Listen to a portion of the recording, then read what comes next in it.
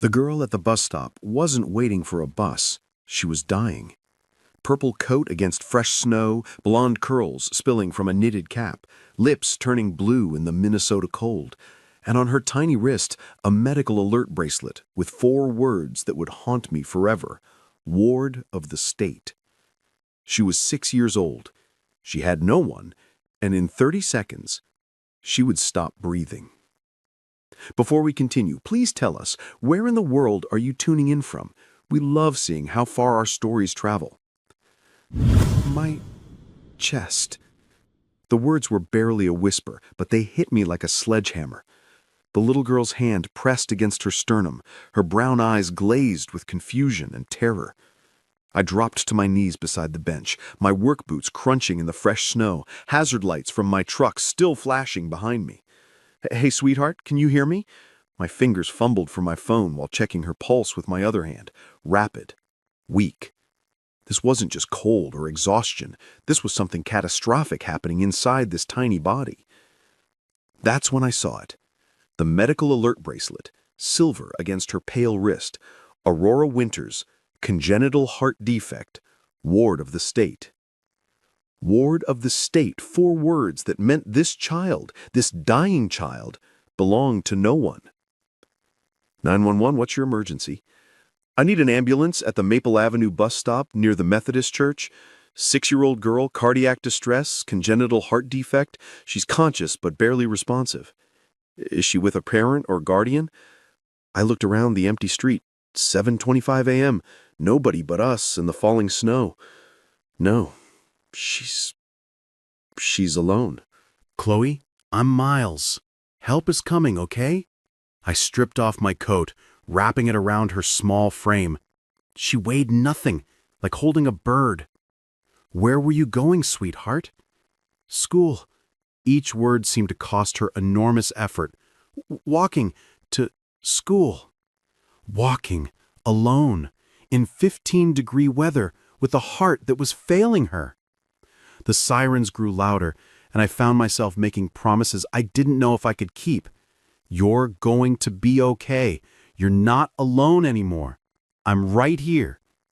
But even as the paramedics arrived, even as they loaded her onto the stretcher with practiced efficiency, I knew that wasn't true. She was alone. The kind of alone that no 6-year-old should ever be. The emergency room at Cedar Falls General was chaos. Controlled medical chaos, but chaos nonetheless.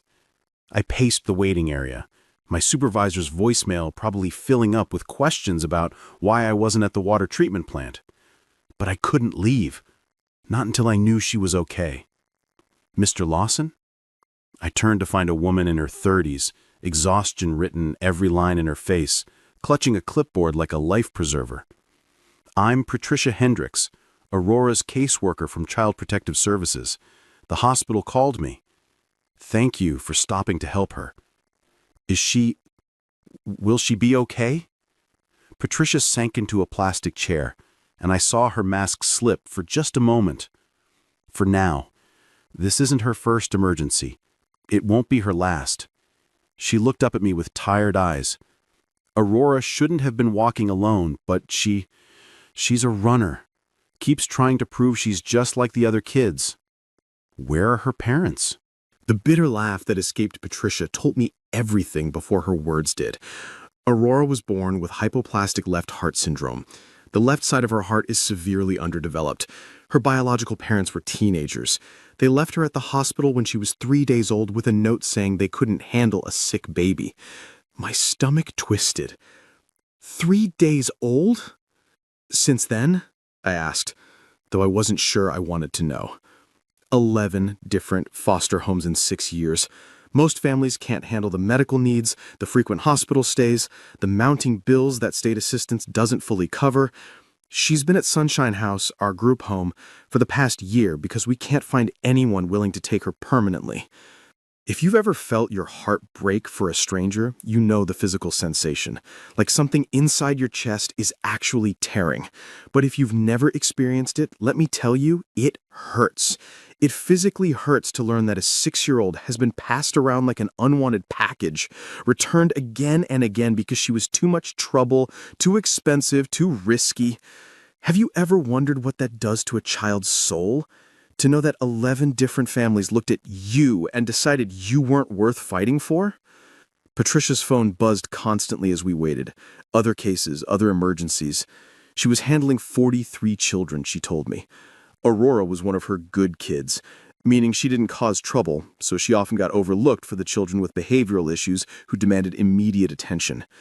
The squeaky wheel gets the grease, Patricia said, her voice hollow. Aurora is quiet, compliant, sweet, so she gets forgotten, over and over again. Dr. Andrea Brennan finally emerged after 2 hours, her scrubs rumpled, her expression grim. Mr. Lawson, I understand you found Aurora? Is she okay? She experienced an arrhythmia episode, likely triggered by the cold weather and physical exertion. We've stabilized her, but she paused, choosing her words carefully. Her condition is deteriorating faster than we anticipated. She needs to be moved up on the transplant list, but without a family advocate, without someone fighting for her every day, these kids tend to get overlooked. Can I see her? Dr. Andrea and Patricia exchanged glances. That's unusual, but you did save her life. 5 minutes. Aurora looked even smaller in the hospital bed, dwarfed by machines and tubes and the mechanical rhythm of monitors. Her eyes opened when I approached, and she managed a weak smile that absolutely destroyed me. You're the man from the bus stop, she whispered. That's right. I'm Miles. How are you feeling? Tired. She looked around the sterile room, and I saw something flash in her eyes, a resignation that belonged on someone who'd lived 70 years, not 7. I'm always tired. I pulled the visitor's chair closer. The doctors are taking good care of you. I know. She studied my face with those 2 wise eyes. Are you going to leave now too? What do you mean? Everyone leaves. Her voice was matter-of-fact, like she was explaining a law of physics rather than the story of her life. The nice nurse who brought me books last time got a different job. Mrs. Foster, who said she wanted to adopt me, changed her mind when I got sick again. Even my roommate at Sunshine House got adopted last week. She paused, her small fingers picking at the hospital blanket. It's okay. I understand. I'm expensive. Expensive. This 6-year-old had internalized that her worth was measured in medical bills and inconvenience. Aurora, I have a son named Jaden. He's 8. Would it be okay if we visited you tomorrow? For the first time, genuine surprise flickered across her face. Really? You'd come back? I promise. People promise a lot of things, she said quietly. But okay. That night, I sat at my kitchen table, staring at the empty chair where Angela used to sit. 3 years since the surgery that was supposed to be routine. 3 years of Jaden and me figuring out how to be a family of 2 instead of 3. Dad? Jaden appeared in the doorway, Spider-Man pajamas and messy hair. Why are you still up? Just thinking, buddy. Hey, remember how I was late picking you up from school today? Yeah, Mrs. Henderson waited with me. I found the little girl who was very sick. She's in the hospital now. Jaden climbed into my lap, something he rarely did anymore at 8 years old. Is she going to be okay? I hope so. She doesn't have a family, Jaden. She lives in a group home with lots of other kids who don't have families. That's sad. He was quiet for a moment. Can we visit her? Would you want to? Yeah. Nobody should be alone when they're sick. Sometimes your 8-year-old says something so simple and so profound that you realize they understand the world better than most adults. The next day, after school, I brought Jaden to the hospital. I'd worried about how he'd react to all the medical equipment, but he walked right up to Aurora's bed and said, "Hi, I'm Jaden. My dad said you don't have anybody to play cards with. I brought Uno." Aurora's eyes went wide. "You want to play with me?" "Duh. But I should warn you, I'm really good. And that simply, a friendship was born. Over the next week, we fell into a routine. I'd pick up Jaden from school, we'd grab dinner from the hospital cafeteria, and spend the evening in Aurora's room. Jaden would do his homework while Aurora watched, fascinated by second-grade math. They'd play cards, he'd read to her from his favorite books, and slowly, carefully, Aurora began to smile more. "Dad," Jaden said one evening as we drove home, "Aurora told me she's never had a birthday party, not a real one with cake and presents and friends." I gripped the steering wheel tighter. "Never?" She said at the group home they do one big party for all the kids whose birthdays are that month, but she's never had her own. Her birthday's next month, Dad, April 15th. Can we throw her a party? "We'll see, buddy." But I already knew we would. How could we not? 2 weeks into our hospital visits, I arrived to find Aurora crying quietly into her pillow. Not the loud, attention-seeking tears of a child who knows someone will comfort them, but the silent tears of someone who's learned that crying doesn't bring anyone running. "Hey, what's wrong?" I sat beside her bed, gently touching her shoulder. "Eleanor came today," she sobbed. "Eleanor, the head of CPS. She said they found a foster family for me in Iowa, but they don't want to take me until after my surgery because they're scared I might not make it. They want to wait and see if I'm worth it." Worth it?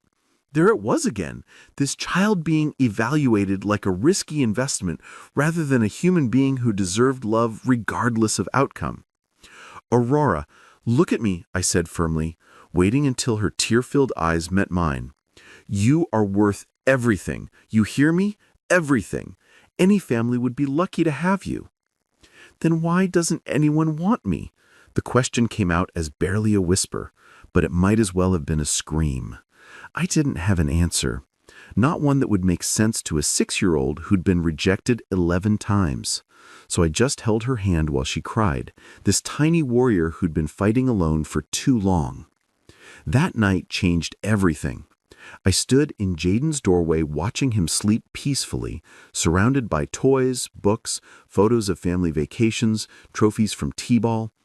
And down the hall was the guest room nobody used, filled with boxes of Angela's things I hadn't been able to sort through. 3 bedrooms, 2 people.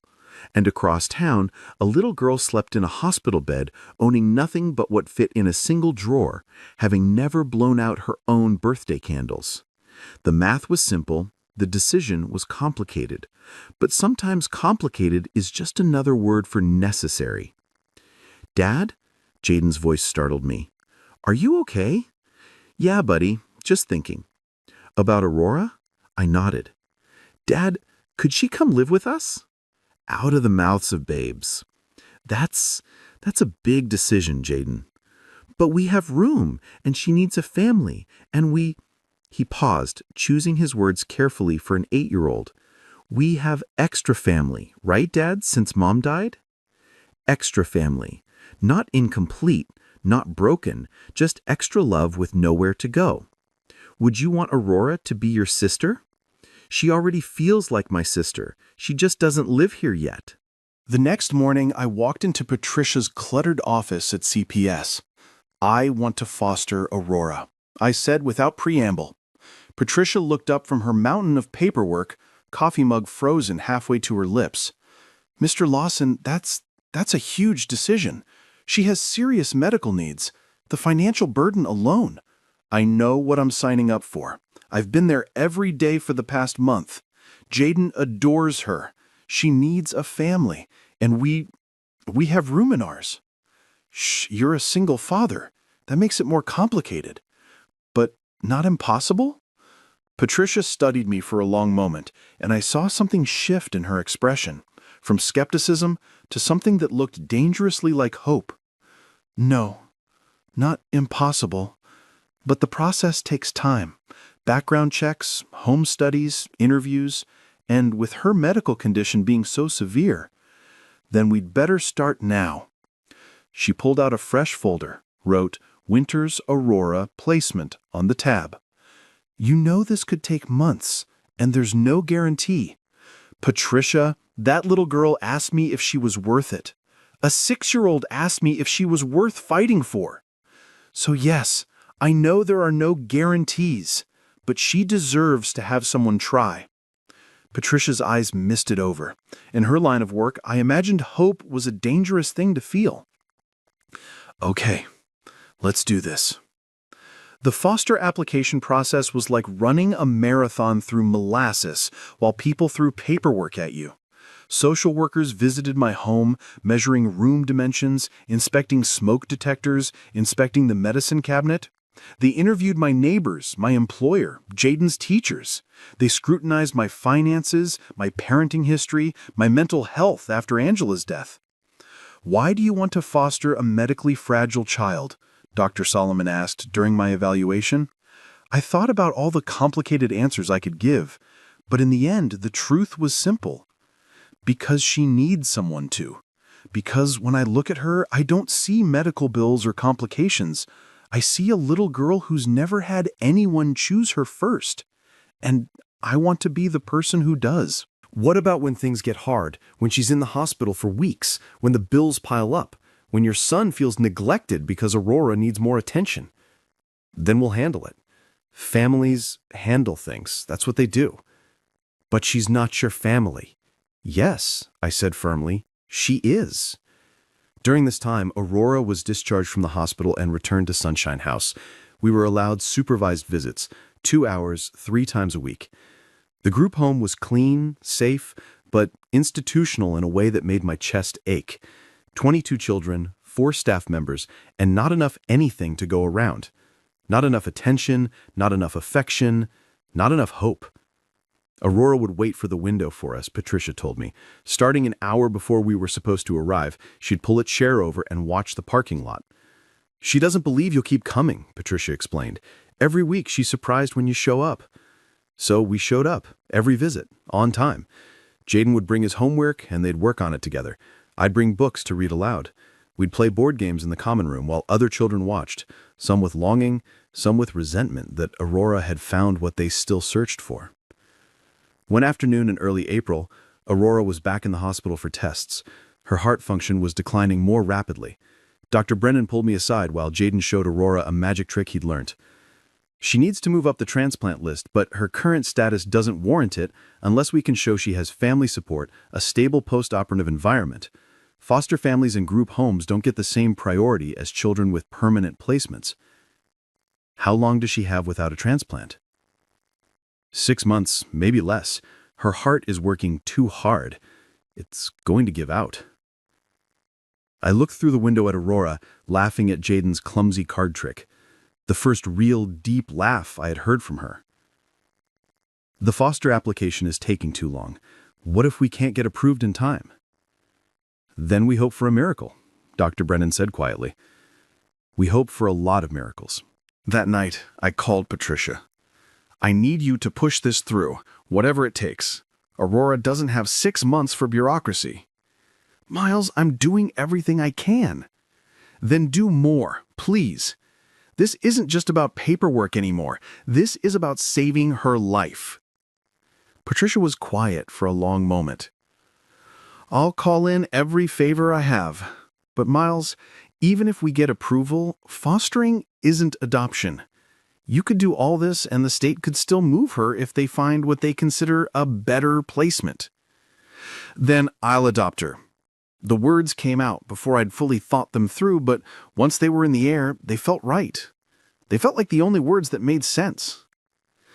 That's a much longer process, a year minimum after fostering, and single fathers adopting girls, it's not impossible, but it's scrutinized heavily. Patricia, I will do whatever it takes.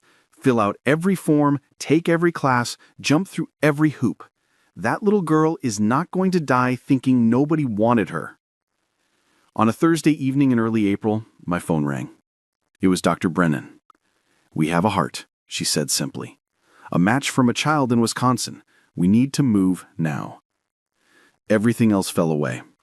I grabbed Jaden, called my supervisor to say I wouldn't be in tomorrow or possibly next week, and raced to the hospital. They were prepping Aurora for surgery when we arrived. She looked impossibly small on the gurney, surrounded by medical staff marking her chest, checking charts, speaking in medical terminology that probably terrified her. "I'm scared," she whispered when she saw me, tears streaming down her face. "What if I don't wake up? I'll be alone." I took her tiny hand in mine, Jaden taking her other hand. "You're not alone. You'll never be alone again. Jaden and I will be right here when you wake up. And Aurora, when you're better, when you're released, you're coming home with us." Her eyes widened, the tears stopping in shock. "Home? A real home? Your home, your room, your family. The paperwork came through this afternoon. Emergency foster placement. Patricia pushed it through. You're going to be our foster daughter, and if you'll let us, we want to adopt you and make it forever." "You want me?" Her voice was so small, so disbelieving. Even with my broken heart?" "Hearts can be fixed, and yours was never broken, sweetheart. It just needed the right match. And I don't just mean the transplant." "But what if something goes wrong? What if I'm too expensive? What if you're perfect exactly as you are?" Jaden interrupted. "What if we already love you? What if you're already our family and this is just paperwork catching up?" Aurora looked between us, and for the first time since I'd met her, I saw something I'd never seen before. Belief. Real, solid belief that maybe, just maybe, she was wanted. "Promise?" she whispered. "Promise," Jaden and I said in unison. "Okay," she said, squeezing our hands. "Okay, I'm ready." The surgery took 12 hours. 12 hours of pacing, of terrible coffee, of watching the clock move in slow motion. Patricia arrived around hour 3. My supervisor came by with sandwiches neither Jaden nor I could eat. Some staff members from Sunshine House showed up around hour 6, having grown fond of Aurora over the past year. By hour 8, the waiting room had filled with people. Jaden's teacher, who'd heard about Aurora through Jaden's stories. Our neighbor, Mrs. Ruth, who brought homemade cookies. Dr. Solomon, the psychologist who'd evaluated me, sitting quietly in the corner with a book he wasn't reading. "She's never had this before," Patricia said, looking around the room in wonder. "In all her surgeries, all her emergencies, it's usually just been me and whatever nurse wasn't busy. Look at all these people here for her." "She'll never be alone again," I said firmly. "Never. If you're still watching, it means you understand that family isn't always about blood. Sometimes it's about showing up, staying when things get hard, and choosing love over fear." Hour 11. Jaden had fallen asleep, the waiting room had thinned out, but Patricia remained, along with Mrs. Ruth and surprisingly Eleanor from CPS, the one who'd delivered the news about the Iowa family. "I've been doing this job for 23 years, Eleanor said quietly, sitting down beside me. "I've seen maybe 5 cases where someone fought this hard for a child that wasn't theirs biologically. You know what you're signing up for. The medical bills, the possibility of rejection, of complications, of Having a daughter," I interrupted. "I'm signing up for having a daughter." Eleanor smiled, the first genuine smile I'd seen from her. Good answer. Finally, after 12 hours and 17 minutes, Dr. Brennan emerged. She was exhausted, but smiling, really smiling. "The surgery was successful. Her new heart is beating strongly. She's a fighter, that one." The relief nearly knocked me over. Jaden woke up at my movement, immediately alert. "Is she okay? Is Aurora okay?" "She's okay, buddy. She's going to be okay." We weren't allowed to see her yet. She'd be in recovery for hours, but knowing she was alive, that her new heart was beating, that she'd wake up to find us there as promised, was enough. 3 days later, Aurora woke up properly for the first time. Her eyes found us immediately, Jaden on one side, me on the other, exactly where we'd promised to be. "You stayed," she whispered, her voice hoarse. "Of course we stayed," Jaden said. "Family stays." "Family," Aurora repeated, like she was tasting the word for the first time. Is that what we are now?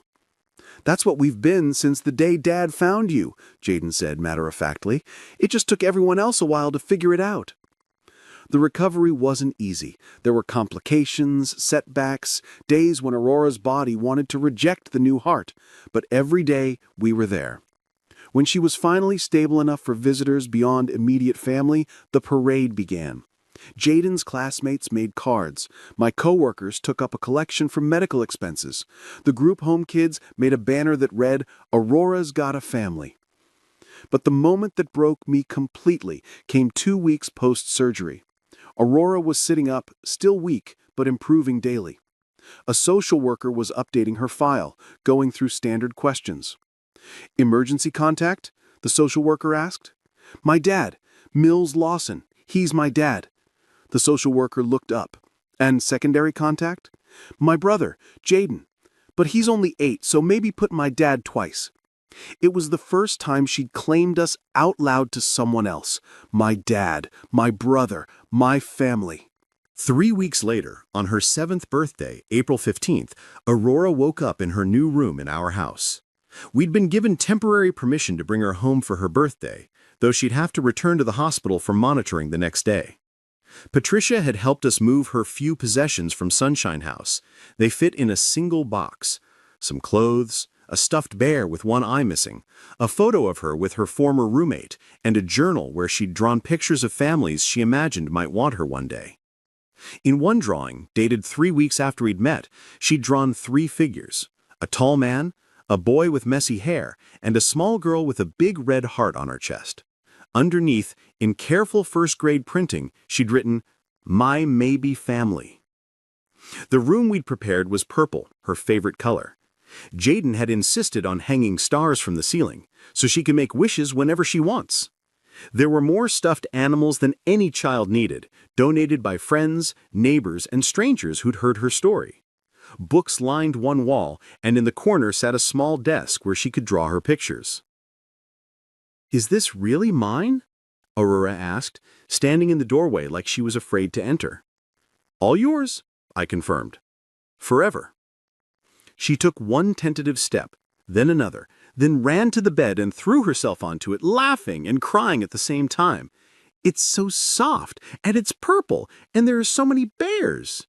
"Look, Jaden," pulling her to the window. "You can see the park from here. When you're all better, we can go play there every day." "Every day?" "Every single day if you want," I promised. Downstairs, we had another surprise. Remember when Jaden had told me Aurora had never had her own birthday party? Well, we might have gone a little overboard. The living room was transformed with balloons, streamers, and a banner that read, "Happy 7th Birthday, Aurora." The cake was 3 layers, purple frosting, with 7 candles waiting to be lit. And the guests? Patricia was there, of course.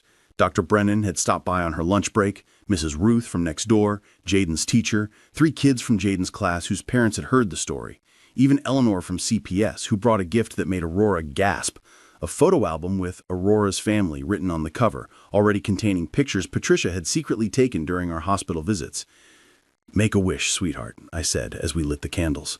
Aurora closed her eyes tight, her face scrunched in concentration. Later, she'd tell me she'd wished for the same thing she'd wished for every birthday since she could remember, a family who wouldn't leave. But this time she added something new to the wish, that she could stay forever. She blew out all 7 candles in one breath, and everyone cheered. It was the first time in her life she'd heard people sing Happy Birthday with her name in it, just for her, not shared with 5 other kids whose birthdays happened to fall in the same month. That evening, after everyone had gone home and Aurora was back in the hospital for monitoring, she held my hand tight. "Dad," she said, the words still new and precious, "today was the best day of my whole life." "Mine too, sweetheart." "Even better than when you married Jaden's mom?" I thought about it. My wedding day had been beautiful, full of hope and promise. But this was different. This was choosing to rebuild after loss, choosing hope after grief, choosing to expand our family in ways I'd never imagined. Different kind of best, but just as important. Will there be more best days? So many more, I promised. So many more. The foster period required by law was 6 months. 6 months of social worker visits, progress reports, court hearings. 6 months of Aurora learning what it meant to be part of a family. That she could take food from the fridge without asking, that bad grades didn't mean we'd sent her away, that getting sick wasn't a reason for apology. There were challenges, of course there were. The night terrors where she'd wake up screaming that we'd left. The hoarding of food in her room because she couldn't quite believe it would always be available. The panic when I was 5 minutes late picking her up from school. The constant apologizing for existing, for taking up space, for needing things. But there were more victories. The first time she called out Dad without hesitation. The morning she crawled into my bed after a nightmare instead of crying alone. The day she told a kid at school that Jaden was the best brother in the whole world. The evening she asked if she could hang a picture she'd drawn on the fridge, like a real family does. We are a real family, Jaden told her firmly. We've been real since day one. 6 months later, on a crisp October morning, we stood in a courtroom. Aurora wore a purple dress she'd picked out herself, my adoption dress, she'd called it. Jaden wore his best suit, the one he'd worn to my cousin's wedding, but insisted on adding a purple tie to match his sister. Judge Martinez looked over the paperwork, then at our little family. I've reviewed all the reports, the medical team's recommendations, the social worker evaluations, the home studies. Mr. Lawson, you've taken on something extraordinary here. Aurora's the extraordinary one, Your Honor. Indeed. She looked at Aurora. Aurora, do you understand what's happening today? Aurora nodded solemnly. I'm getting adopted, for real and forever. Miles is going to be my dad officially, not just foster dad, and Jaden will be my real brother, not just foster brother, and I'll be Aurora Lawson instead of Aurora Winters. Actually, I interrupted. Aurora Angela Lawson, if that's okay with you, sweetheart. Angela was Jaden's mom. She would have loved you so much. Aurora's eyes filled with tears. Aurora Angela Lawson? I have a middle name? A real middle name that means something? What do you think, buddy? I asked Jaden. I think Mom would be really happy, he said, his voice thick. She always wanted a daughter. She would have loved Aurora. Judge Martinez was clearly fighting tears herself. Well then, Aurora, I have one more question for you. Do you want this adoption to go through? Do you want to become Aurora Angela Lawson? More than anything in the whole entire world, Aurora said firmly. More than anything. Then by the power vested in me by the state of Minnesota, I hereby grant the petition for adoption. Congratulations to the Lawson family. The courtroom erupted in applause. Patricia was crying openly. Eleanor was pretending not to cry. Dr. Brennan had taken the day off to be there. Mrs. Ruth was taking pictures. Even some of the staff from Sunshine House had come to witness Aurora's happy ending. But Aurora only had eyes for us. Is it real now? Am I really yours? You've always been ours, I said, pulling both my children into a hug. The paperwork just caught up. As we walked out of the courthouse, legally a family at last, Aurora slipped her hand into mine. Dad, my heart doesn't hurt anymore. I knew she meant the physical heart, the transplanted organ that was beating strongly in her chest, passing every test with flying colors, but I also knew she meant something more. Neither does mine, sweetheart. Neither does mine. We stopped for ice cream on the way home, a new family tradition, Jaden declared. As I watched my children debate whether chocolate or vanilla was better, Aurora passionately defending strawberry as the superior option, I thought about that morning months ago. The morning I'd almost driven past that bus stop, almost minded my own business, almost missed the greatest gift of my life. Some people say I saved Aurora that day. They say I'm some kind of hero for stopping, for staying, for fighting through the foster system and adoption process, but they're wrong. Aurora saved us. She saved Jaden from growing up thinking family was only about who you were born to. She saved me from closing my heart after Angela's death, from believing our family was complete as it was. She taught us that love multiplies, it doesn't divide. That adding to your family doesn't mean loving anyone less, it means discovering you had more love to give than you ever imagined. The little girl who had collapsed at a bus stop, alone and forgotten by the world, had not only survived, but had become the heart of our family. Not the transplanted heart beating in her chest, but the emotional heart that had taught two grieving people how to hope again. Her medical alert bracelet now sits in a jewelry box on her dresser. She doesn't need it anymore. Her medical information is on file at school, at the doctor's office, in my wallet. Places where families keep important information about their children. But sometimes I see her take it out and look at it. Not with sadness, but with something like wonder. "What are you thinking about?" I asked her once. Just that if I hadn't been sick, if I hadn't collapsed that day, if you hadn't stopped, we might never have found each other. "We would have found each other somehow," Jaden said confidently. "Families always find each other." "Even if it takes 11 tries?" Aurora asked. "Even if it takes 100 tries," I assured her. "The right family is worth waiting for." "I'm glad I don't have to wait anymore." "No more waiting," I promised. "You're home?" If this story touched your heart, please share it. Somewhere out there is a child waiting for their family to find them. Somewhere is a family with room in their hearts for one more. Sometimes all it takes is one person stopping when everyone else drives by. One person choosing to stay when everyone else leaves. One person saying, "You're worth it," when the world has been saying otherwise. It's April 15th again, Aurora's 9th birthday. But this year is different. This year, she's the one making the speech. Hi everyone, my name is Aurora Angela Lawson, and 2 years ago, I got a new heart. But that's not what saved my life. The room is packed. Foster families, social workers, doctors, and most importantly, 23 children from Sunshine House, kids still waiting for their families to find them. What saved my life, Aurora continues, her voice growing stronger, is someone stopping when they could have kept driving.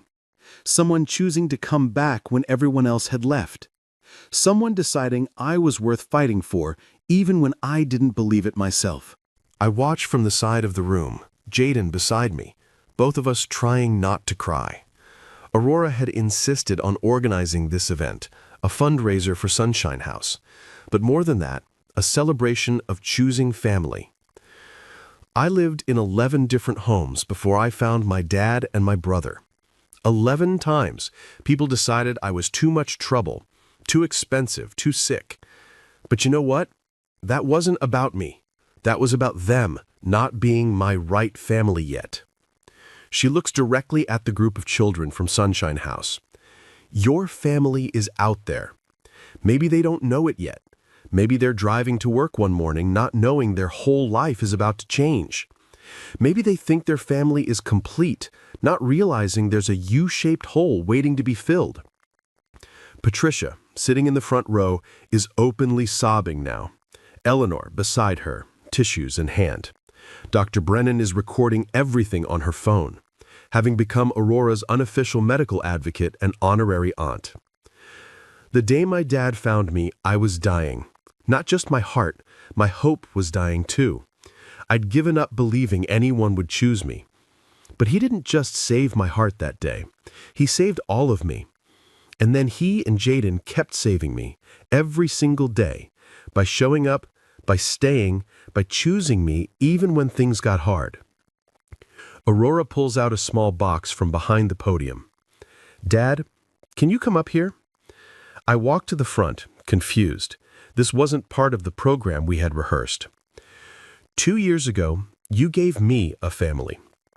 You gave me a name, a home, a brother, and more love than I knew existed. So today, I wanted to give you something. She opens the box. Inside is a watch. Not expensive, probably bought with her saved allowance money, but engraved on the back are the words, "Every second counts. Love, your daughter." Because every second since you stopped at that bus stop has been a gift, and I wanted you to know that I count every one. I pull her into a hug, not caring that we're in front of 100 people, not caring that tears are streaming down my face. "Best gift ever," I whisper. "No," she whispers back. "Second best. The best gift was you choosing me." The event raises $12,000 for Sunshine House. But more importantly, 3 families approach Patricia about starting the foster process. One couple specifically asks about a boy with medical needs they'd noticed in the corner, too shy to join the other kids. That's Marcus, Patricia tells them. He has type 1 diabetes. He's been with us for 2 years. We'd like to meet him, the woman says. My husband is diabetic too. We understand the challenges. Aurora watches this interaction with laser focus, then tugs on my sleeve. Dad, it's happening. Marcus is finding his family, just like I found mine. That evening, as we're cleaning up the community center, Aurora grows quiet. Are you okay, sweetheart? Dad, do you think Mom, Angela, would be proud of us, of our family? I think about Angela, about the dreams we'd had for our family, dreams that had taken a different shape but were no less beautiful. I think she would be amazed, I tell Aurora honestly. I think she would love how brave you are, how kind Jaden has become, and how our family grew in ways we never expected. And I think she would be especially proud that you're using your story to help other kids find their families. I want to be a social worker when I grow up, like Patricia, but with more time for each kid. I want to be the person who doesn't give up on them. You already are that person, Jaden says, joining us with a box of leftover decorations. You didn't give up on yourself, even when everyone else did. That's the bravest thing ever.